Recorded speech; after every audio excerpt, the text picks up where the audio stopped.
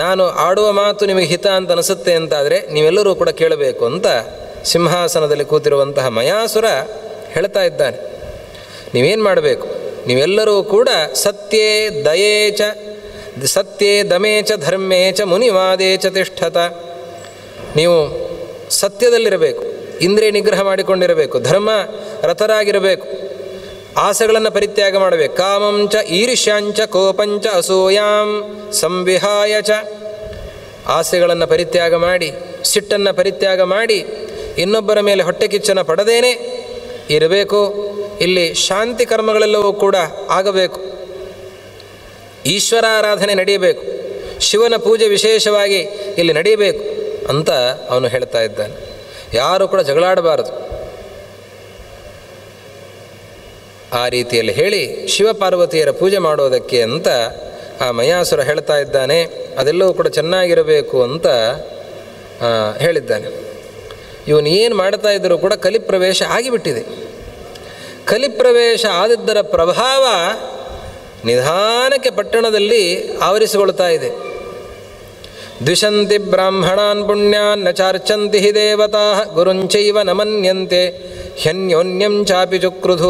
ಅದರ ಪ್ರಭಾವ ಹೇಗಿದೆ? ಯಾರು ಇಲ್ಲಿಯ ತನಕ ಪುಣ್ಯಾಹವಾಚನಾದಿಗಳನ್ನು ಮಾಡಿ ಇವರಿಗೆ ಎಲ್ಲ ಸತ್ಕರ್ಮಗಳನ್ನು ಮಾಡಿಸಿದ್ದಾರೋ ಅಂತಹ ಪುರೋಹಿತರ ಮೇಲೆ, ಬ್ರಾಹ್ಮಣರ ಮೇಲೆ ಕೋಪವನ್ನು ಮಾಡಿಕೊಳ್ತಾ ಇದ್ದಾರೆ, ಅವರನ್ನು ಬೈತಾ ಇದ್ದಾರೆ. ದೇವತಾರಾಧನೆಯನ್ನು ಜನ ಮಾಡ್ತಾ ಇಲ್ಲ. ಯಾರು ವಿದ್ಯೆಯನ್ನು ಉಪದೇಶ ಮಾಡ್ತಾ ಇದ್ದಾರೆ ಅಂತಹ ಗುರುಗಳನ್ನು ಅವಮಾನ ಮಾಡ್ತಾ ಇದ್ದಾರೆ. ಅವರು ಹೇಳಿದ ಮಾತನ್ನು ಸ್ವೀಕಾರ ಮಾಡ್ತಾ ಇಲ್ಲ. ಜಗಳಗಳು ನಡೀತಾ ಇವೆ. ಜಗಳ ಎಲ್ಲಿದೆ ಅಲ್ಲಿ ಕಲಿ ಇದ್ದಾನೆ ಅಂತ ಅರ್ಥ. ಕಲಿ ಮೊದಲು ಮಾಡೋದೇ ಕಲಿ ಅಂತನ್ನೋದಕ್ಕೆ ಸಂಸ್ಕೃತದಲ್ಲಿ ಜಗಳ ಅಂತನ್ನೋ ಅರ್ಥನೇ ಇದೆ. ಕಲಿ ಅಂತಂದರೆ ಜಗಳ. ಕಲಿಯಲ್ಲಿ ಪ್ರವೇಶ ಮಾಡ್ತಾನೆ, ಅಲ್ಲಿ ಜಗಳ ಆಗತ್ತೆ. ಆದ್ದರಿಂದ ಕಲಿ ಪ್ರವೇಶ ಆಗದಂತೆ ನೋಡಿಕೊಳ್ಳಬೇಕು. ಆದರೂ ಕೂಡ ಅವನು ಹೊರ ಹೋಗುವಂತೆ ನೋಡಿಕೊಳ್ಳಬೇಕು. ಅದಕ್ಕೆ ನಿತ್ಯ ವಾಯುದೇವರ ಸ್ತೋತ್ರವನ್ನು ಕಡ್ಡಾಯವಾಗಿ ಮಾಡಲೇಬೇಕು.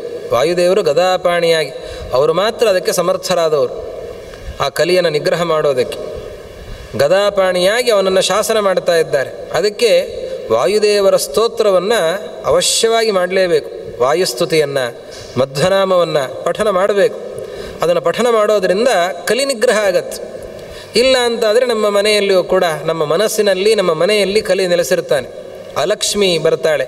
ಕಲಿ ಬಂದ ಅಂದರೆ ಕಲಿಯ ಮಡದಿಯೂ ಕೂಡ ಜೊತೆಯಲ್ಲೇ ಬರುತ್ತಾಳೆ. ಅಲಕ್ಷ್ಮಿ ಬಂದಳು ಅಂತಾದರೆ ಎಲ್ಲ ಅನಿಷ್ಟಗಳು ಕೂಡ ಆಗತ್ತೆ. ಎಲ್ಲಿ ಕಸ ಇರುತ್ತದೆ, ಕೊಳೆ ಇರ್ತದೆ, ಅಲ್ಲಿ ಅಲಕ್ಷ್ಮಿ ಇರುತ್ತಾಳೆ. ಆದ್ದರಿಂದ ಶುದ್ಧಿ ಇರಬೇಕು, ಸ್ವಚ್ಛವಾಗಿರಬೇಕು. ನಮ್ಮ ಮನೆ, ಮನಸ್ಸು ಎಲ್ಲವೂ ಕೂಡ ಸ್ವಚ್ಛವಾಗಿರಬೇಕು. ಆವಾಗ ಅಲಕ್ಷ್ಮಿಗೆ ಅವಕಾಶ ಇರೋದಿಲ್ಲ, ಕಲಿಗೆ ಅವಕಾಶ ಇರೋದಿಲ್ಲ. ಆದ್ದರಿಂದ ಅಲಕ್ಷ್ಮಿ ಬಂದರೆ ಕಲಿ ಬರ್ತಾನೆ, ಕಲಿ ಬಂದರೆ ಅಲಕ್ಷ್ಮಿ ಬರುತ್ತಾಳೆ. ಆದ್ದರಿಂದ ಅವರು ಬರದಂತೆ ನೋಡಿಕೊಳ್ಳಬೇಕು. ಬಂದರೆ ಏನೆಲ್ಲ ಆಗತ್ತೆ ಅನ್ನೋದನ್ನು ವ್ಯಾಸರು ನಮಗೆ ತಿಳಿಸಿಕೊಡ್ತಾ ಇದ್ದಾರೆ. ಅಲ್ಲಿ ಜಗಳ ಆಗ್ತಾ ಇದೆ. ಒಬ್ಬರನ್ನೊಬ್ಬರು ಬೈತಾ ಇದ್ದಾರೆ, ಇನ್ನೊಬ್ಬರ ದೋಷಗಳನ್ನೇ ಹುಡುಕಿ ಬೈತಾ ಇದ್ದಾರೆ. ದೊಡ್ಡವರು ಏನಾದರೂ ಮಾತಾಡಿದರೆ ಅವರಿಗೆ ತಿರುಗು ಮಾತಾಡ್ತಾ ಇದ್ದಾರೆ, ಜೋರಾಗಿ ಅವರಿಗೆ ಎದುರುತ್ತರಗಳನ್ನು ಕೊಡ್ತಾ ಇದ್ದಾರೆ. ಅಕಸ್ಮಾತ್ ಶಾಶ್ರುಣಯನಾ ಜಾಯಂತೆ ಚ ಸಮುತ್ಸುಕಾ. ಯಾವುದೋ ಕಾರಣಕ್ಕೆ, ಕಾರಣ ಇಲ್ಲದಂತೆ ಅಳೋದು.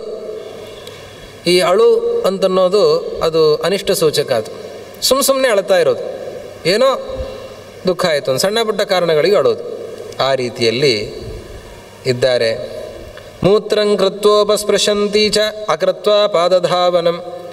ಶೌಚಾಚಾರಗಳಿಲ್ಲ. ಮಲಮೂತ್ರ ವಿಸರ್ಜನೆ ಮಾಡಿದ ಮೇಲೆ ಪಾದ ಪ್ರಕ್ಷಾಲನೆ, ಕಾಲು ತೊಳ್ಕೊಳ್ಬೇಕು, ಶುದ್ಧಿಯನ್ನು ಮಾಡಿಕೊಳ್ಳಬೇಕು. ಅದು ಯಾವುದನ್ನು ಮಾಡಿಕೊಳ್ಳೋದಿಲ್ಲ. ಅದು ಯಾವುದನ್ನು ಮಾಡಿಕೊಳ್ಳದೇನೆ ಎಲ್ಲ ವಸ್ತುಗಳನ್ನು ಮುಟ್ಟಿಕೊಂಡು ಇರುವಂಥದ್ದು. ಹಾಗೆ ಸಂವಿಶಂತಿ ಚ ಶಯ್ಯಾಸು ಶೌಚಾಚಾರ ವಿವರ್ಜಿತಾ. ಮಲಗುವಾಗಲೂ ಕೂಡ ಕಾಲು ತೊಳೆದುಕೊಂಡು ಮಲಗಬೇಕು ಅಂತ ಧರ್ಮಶಾಸ್ತ್ರ. ಕಾಲು ತೊಳೆದುಕೊಂಡೇ ಮಲಗಬೇಕು. ಹೇಗೆ ನಾವು ಶೌಚವನ್ನು ಮುಗಿಸಿದಾಗ ಕಾಲು ತೊಳೆದುಕೊಳ್ಳಬೇಕು, ಆ ರೀತಿಯಲ್ಲಿ ಮಲಗುವ ಮೊದಲು ಕಾಲು ತೊಳೆದುಕೊಂಡು ನಂತರದಲ್ಲಿ ಕಾಲು ಒರೆಸಿಕೊಂಡು ಒಣಗಿದ ಮೇಲೆ ಮಲಗಬೇಕು. ಆ ರೀತಿಯಲ್ಲಿ ಹಾಗೆ ನಾವು ನಮ್ಮ ಶೌಚವನ್ನು ಪಾಲನೆ ಮಾಡಿಕೊಳ್ಳಬೇಕು. ಇದನ್ನು ಮಾಡ್ತಾ ಇಲ್ಲ. ಸಂಕುಚಂತಿ ಭಯಾಚ್ಚೈವ ಮಾರ್ಜರಾಣಂಯಥಾ ಕುಕಃ. ಏನೋ ಹೆದರಿಕೆಗಳು. ಬೆಕ್ಕನ್ನು ನೋಡಿದಾಗ ಇಲ್ಲಿ ಹೇಗೆ ಹೆದರಬೇಕಲ್ಲ, ಹಾಗೆ ಏನೋ ಸುಮ್ಮನೆ ಕಾರಣ ಇಲ್ಲದೇನೆ ಹೆದರಿಕೆ ಉಂಟಾಗ್ತಾ ಇದೆ. ಹಾಗೆ ಪುರುಷರು ಸ್ತ್ರೀಯರು ಅವರು ಇದ್ದಾರೆ. ದೇವತೆಗಳನ್ನು ತಪಸ್ವಿಗಳನ್ನು ಅವರು ಬಾಧಿಸ್ತಾ ಇದ್ದಾರೆ, ಪೀಡಿಸ್ತಾ ಇದ್ದಾರೆ. ಇದನ್ನೆಲ್ಲವನ್ನು ಕೂಡ ಮಯ ನೋಡ್ತಾ ಇದ್ದಾನೆ. ಅವನಿಗೆ ತುಂಬ ಹಿಂಸೆ ಆಗ್ತಾ ಇದೆ. ನಾನು ಏನೋ ಒಂದು ಉದ್ದೇಶದಿಂದ ಈ ಪಟ್ಟಣಗಳ ನಿರ್ಮಾಣವನ್ನು ಮಾಡಿದೆ, ಭದ್ರ ಕೋಟೆಯನ್ನು ನಿರ್ಮಾಣ ಮಾಡಿದೆ. ದೈತ್ಯರೆಲ್ಲರೂ ಕೂಡ ಚೆನ್ನಾಗಿರಬೇಕು ಅಂತನ್ನೋದಕ್ಕೋಸ್ಕರ ಮಾಡಿದೆ. ಇದು ಚೆನ್ನಾಗಿರಬೇಕು ಅಂತಾದರೆ ಆವಾಗ ಈ ಧರ್ಮಗಳ ಪಾಲನೆಯನ್ನು ಮಾಡಿಕೊಂಡು ಬಂದರೆ ನಾವು ಚೆನ್ನಾಗಿರ್ಲಿಕ್ಕೆ ಸಾಧ್ಯ. ಆದರೆ ನಾನು ಎಷ್ಟು ಹೇಳಿದರೂ ಕೂಡ ಇವರು ಕೇಳ್ತಾ ಇಲ್ಲಲ್ಲ ಅಂತ ಬೇಸರ ಆಗ್ತಾ ಇದೆ. ಅವರೆಲ್ಲರನ್ನೂ ಕೂಡ ತಡೀತಾ ಇದ್ದಾನೆ, ಹಾಗೆ ಮಾಡಬೇಡಿ, ನಾನು ದಂಡಿಸ್ತೇನೆ ಅಂತ ಹೇಳ್ತಾ ಇದ್ದಾನೆ. ಅವನು ಏನು ಹೇಳಿದರೂ ಕೂಡ ಮಯಾಸುರನ ಮಾತನ್ನು ಕೇಳದೇನೆ ಅಲ್ಲಿಯ ದೈತ್ಯರು ಯಥೇಚ್ಛವಾಗಿ ವರ್ತನೆಯನ್ನು ಮಾಡ್ತಾ ಇದ್ದಾರೆ. ಹೀಗೆ ಅವರು ಇಷ್ಟೆಲ್ಲ ಅನಿಷ್ಟಾಚರಣೆಗಳನ್ನು ಮಾಡ್ತಾ ಇದ್ದಾರೆ. ಇಲ್ಲಿ ಮಾಡೋದಲ್ಲದೇನೆ ಅವರು ದೇವತೆಗಳ ಲೋಕಗಳಿಗೆ ಹೋಗಿ ದಬ್ಬಾಳಿಕೆಗಳನ್ನು ಮಾಡ್ತಾ ಇದ್ದಾರೆ, ಆಕ್ರಮಣಗಳನ್ನು ಮಾಡ್ತಾ ಇದ್ದಾರೆ. ಆ ಸಂದರ್ಭದಲ್ಲಿ ದೇವತೆಗಳು ಎಲ್ಲರೂ ಕೂಡ, ವಸು ರುದ್ರ ಆದಿತ್ಯರು ಎಲ್ಲರೂ ಕೂಡ ಹೋಗಿ ಬ್ರಹ್ಮದೇವರ ಹತ್ರ ಶರಣಾಗತರಾಗಿದ್ದಾರೆ. ತೇತಂ ಸ್ವರ್ಣೋತ್ಪಲಾಸೀನಂ ಬ್ರಹ್ಮಾಣಂ ಸಮುಪಾಗತಾ ನೇಮುರುಚುಶ್ಚ ಸಹಿತಾ ಪಂಚಾಸ್ಯಂ ಚತುರಾನನಂ. ಪದ್ಮಾಸನದಲ್ಲಿ ಕೂತಿರುವಂತಹ ಬ್ರಹ್ಮದೇವರನ್ನು ನಮಸ್ಕರಿಸಿ ಅವರು ಹೇಳ್ತಾ ಇದ್ದಾರೆ, ನೀವು ವರ ಕೊಟ್ಟುಬಿಟ್ಟಿದ್ದೀರಿ ಸ್ವಾಮಿ ದೈತ್ಯರಿಗೆ. ಮಯ, ಅದೇ ರೀತಿಯಲ್ಲಿ ವಿದ್ಯುನ್ಮಾಲಿ, ತಾರಕ 3 ಜನ ಉನ್ಮತ್ತರಾಗಿ ವ್ಯವಹರಿಸ್ತಾ ಇದ್ದಾರೆ. ಅವರ ಆಳ್ವಿಕೆಯಲ್ಲಿರುವಂತಹ ಜನರು, ಆ ದೈತ್ಯರು, ಅವರೆಲ್ಲ ದಬ್ಬಾಳಿಕೆಗಳನ್ನು ಮಾಡ್ತಾ ಇದ್ದಾರೆ. ಮೇಘಾಗಮೇ ಯಥಾ ಹಂಸ ಮೃಗ ಸಿಂಹ ಭಯಾದಿವ ದಾನವಾನಾಂ ಭಯಾತ್ ತದ್ವತ್ ಭ್ರಮಾಮೋಹಿ ಪಿತಾಮಹ. ನಾವು ಹೆದರಿಗೆ ದಿಕ್ಕಾಪಾಲ ಓಡ್ತಾ ಇದ್ದೇವೆ. ಸಿಂಹವನ್ನು ನೋಡಿ ಹೇಗೆ ಜಿಂಕೆಗಳು ಓಡಿ ಹೋಗ್ತವೆ, ಮೋಡ ಬಂದದ್ದು ನೋಡಿ ಹಂಸಗಳು ಹೊರಟು ಹೋಗ್ತವೆ, ದೂರಕ್ಕೆ ಹೊರಟು ಹೋಗ್ತವೆ. ಸಿಂಹವನ್ನು ನೋಡಿ ಜಿಂಕೆಗಳು ಓಡುವಂತೆ ನಾವು ಆ ಕಡೆ ಈ ಕಡೆ ಓಡಾಡ್ತಾ ಇದ್ದೇವೆ, ತಿರುಗುತ್ತಾ ಇದ್ದೇವೆ. ನಮಗೆ ಭದ್ರ ಸ್ಥಾನ ಇಲ್ಲ ಅಂತಾಗಿದೆ. ನಾವು ಹೆದರಿಕೊಂಡು ತಿರುಗ್ತಾ ಇದ್ದೇವೆ. ಎಷ್ಟರ ಮಟ್ಟಿಗೆ ನಾವು ಅಲಿತಾ ಇದ್ದೇವೆ ಅಂತಂದರೆ ನಮ್ಮ ಹೆಂಡತಿ ಮಕ್ಕಳ ಹೆಸರುಗಳನ್ನು ಮರೆಯುವಷ್ಟರ ಮಟ್ಟಿಗೆ ಅಲಿತಾ ಇದ್ದೇವೆ ಅಂತ. ಪುತ್ರಾಣಾನ್ ನಾಮಧೇಯಾನಿ ಕಲತ್ರಾಣಾನ್ ತಥೈವ ಚ ದಾನವೈರ್ಭ್ರಾಮ್ಯಮಾಣಾನಾಂ ವಿಸ್ಮೃತಾನಿ ತಥೋ ನಘ. ಆ ರೀತಿಯಲ್ಲಿ ಹೆಂಡತಿ ಮಕ್ಕಳ ಹೆಸರುಗಳು ಏನು ಅಂತನ್ನೋದನ್ನು ಕೂಡ ನೆನಪಿಟ್ಟುಕೊಳ್ಳಿಕ್ಕಾಗದಷ್ಟು ಅಷ್ಟು ಅಲಿತಾ ಇದ್ದೇವೆ. ಅಷ್ಟು ಕಷ್ಟದ ಪರಿಸ್ಥಿತಿ ನಮಗೆ ಉಂಟಾಗಿದೆ. ಏನು ಮಾಡ್ತಾ ಇದ್ದಾರೆ? ಎಲ್ಲ ದೇವಾಲಯಗಳನ್ನು ಧ್ವಂಸಗೊಳಿಸ್ತಾ ಇದ್ದಾರೆ, ಆಶ್ರಮಗಳನ್ನೆಲ್ಲ ಧ್ವಂಸಗೊಳಿಸ್ತಾ ಇದ್ದಾರೆ. ಅವರು ಎಲ್ಲ ರೀತಿಯಲ್ಲಿ ತೊಂದರೆಗಳನ್ನು ಕೊಡ್ತಾ ಇದ್ದಾರೆ. ಹೀಗೆ ಹೇಳ್ತಾ ಇದ್ದಾರೆ,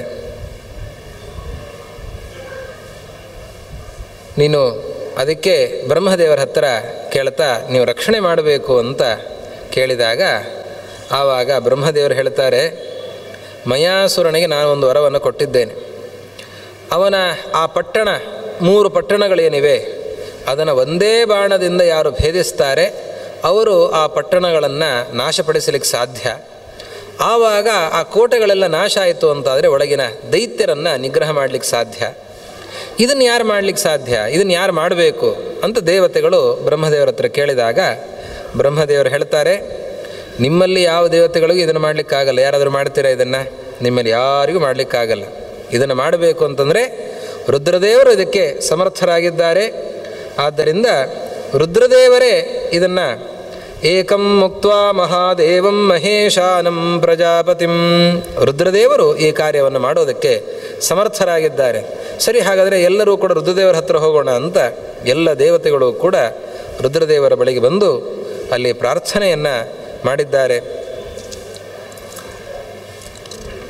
ಪ್ರಾರ್ಥನೆಯನ್ನು ಮಾಡ್ತಾ ಅವರು ಹೇಳ್ತಾರೆ, ನಮ್ಮ ಎಲ್ಲ ರೀತಿಯ ಹಿಂಸೆಗಳು ಕೂಡ ಆಗ್ತಾ ಇವೆ. ಉದ್ಯಾನಾನಿ ಚ ಭಗ್ನಾನಿ ನಂದನಾದೀನಿ ಯಾನಿ ಚ ವರಾಶ್ಚಾಪ್ಸರಸಸ್ಸರವಾಹ ರಂಭಾದ್ಯಾ ಧನುಜೈರ್ಹೃತಾಃ ನಮ್ಮ ನಂದನವನ, ಚಿತ್ರರಥವನ ಮೊದಲಾದಂತಹ ಎಲ್ಲ ಉದ್ಯಾನವನಗಳು ನಾಶ ಆಗಿವೆ. ಅದನ್ನೆಲ್ಲವನ್ನು ಕೂಡ ಧ್ವಂಸಗೊಳಿಸಿದ್ದಾರೆ. ಅದೇ ರೀತಿಯಲ್ಲಿ ದೇವಲೋಕದ ಅಪ್ಸರಾ ಸ್ತ್ರೀಯರನ್ನು, ರಂಭೆ, ಊರ್ವಶಿ, ಮೇನಕೆ ಮೊದಲಾದಂತಹ ಅಪ್ಸರಾ ಸ್ತ್ರೀಯರನ್ನು ಅಪಹಾರ ಮಾಡಿಕೊಂಡು ಹೋಗಿದ್ದಾರೆ. ಇಂದ್ರದೇವರ ಕುದುರೆ ಅದನ್ನು ಕದ್ದಿದ್ದಾರೆ, ಆನೆಯನ್ನು ಕದ್ದಿದ್ದಾರೆ. ಇನ್ನು ಅನೇಕ ರೀತಿಯಲ್ಲಿ ತೊಂದರೆಗಳನ್ನು ಕೊಡ್ತಾ ಇದ್ದಾರೆ. ನಮ್ಮ ಎಲ್ಲ ಸಂಪತ್ತುಗಳನ್ನು ಕದ್ದುಕೊಂಡು ಹೋಗಿದ್ದಾರೆ. ಹೀಗೆ ಹೇಳಿದಾಗ ಅದಕ್ಕೋಸ್ಕರ ನೀವು ಬಂದು ಆ ತ್ರಿಪುರಾಸುರ ಸಂಹಾರವನ್ನು ಮಾಡಬೇಕು ಅಂತ ರುದ್ರದೇವರಲ್ಲಿ ದೇವತೆಗಳು ಪ್ರಾರ್ಥನೆ ಮಾಡಿಕೊಂಡಾಗ ರುದ್ರದೇವರಂತಾರೆ, ಆಗಲಿ, ಅವಶ್ಯವಾಗಿ ನಾನು ಬರ್ತೇನೆ, ನನಗೊಂದು ರಥ ನಿರ್ಮಾಣ ಮಾಡಿ ಅಂತ ಹೇಳ್ತಾ ಇದ್ದಾರೆ. ಅದಕ್ಕೆ ಆಯಿತು ಅಂತ ಹೇಳಿ ಅವರು ರಥ ನಿರ್ಮಾಣವನ್ನು ಮಾಡಿದಾರಂತೆ. ದೇವತೆಗಳು ರುದ್ರದೇವರಿಗೋಸ್ಕರ ಒಂದು ಅದ್ಭುತವಾದ ರಥ ನಿರ್ಮಾಣವನ್ನು ಮಾಡ್ತಾ ಇದ್ದಾರೆ. ಎಂತಹ ರಥ ಅದು! ಅದ್ಭುತವಾದಂತಹ ರಥ. ಆ ರಥದ ಧ್ವಜದಲ್ಲಿ ಸಾಕ್ಷಾತ್ ನಂದಿ ಕೂತಿದ್ದಾನಂತೆ.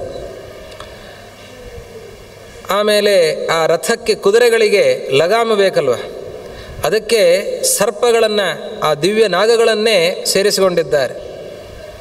ಎಲ್ಲ ನದ್ಯಭಿಮಾನಿ ದೇವತೆಗಳು ಸೇರಿಕೊಂಡಿದ್ದಾರೆ. ಶುಕ್ಲ ಪಕ್ಷ, ಕೃಷ್ಣ ಪಕ್ಷದ ಅಭಿಮಾನಿ ದೇವತೆಗಳು ಆ ರಥಚಕ್ರದ ನೇಮಿಯಲ್ಲಿ ಸೇರಿಕೊಂಡಿದ್ದಾರೆ.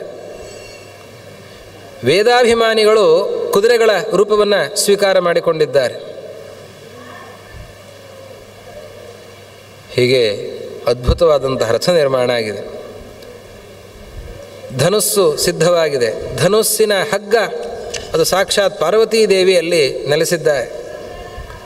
ಎಲ್ಲ ಆಯಿತು. ಆವಾಗ ಬಾಣ ಯಾವುದು ಅಂತಂದರೆ, ಆ ಬಾಣದಲ್ಲಿ ನಾರಾಯಣ ಕೂತಿದ್ದಾನಂತೆ. ಭಗವಂತ ಒಂದು ರೂಪದಿಂದ ಅಲ್ಲಿ ಕೂತಿದ್ದಾನೆ. ಅದೇ ರೀತಿಯಲ್ಲಿ